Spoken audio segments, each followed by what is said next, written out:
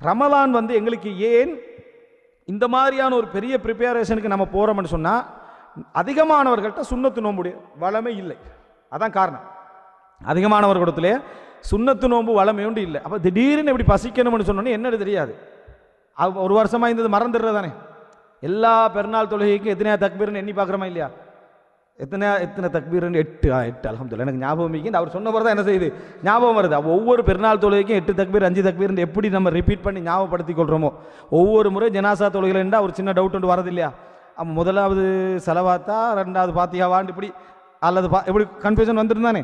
இந்த மாதிரி ஒரு குழப்பம் வர மாதிரி இந்த ரமலானில் இந்த ஒரு குழப்பம் என்ன செய்யுது, நிறைய பேருக்கு அப்படி இருந்து கொண்டே இருக்கிறது. என்ன, சுன்னத்து நோம்புடைய வளமை இல்லாததுனால, சுன்னத்து நோம்புடைய அந்த வளமை இல்லாததுனால ரமலான் வந்தோடனே அப்படி ஆகிறது. உண்மையிலேயே சுன்னத்து நோம்புடைய வளமைகள் திங்கள் வியாழன் அல்லது மாதத்துக்கு 3 நாட்கள் அல்லது மாதத்துக்கு 3 நாட்கள் அல்லது இந்த ஷாபான் நெருங்கிச்சே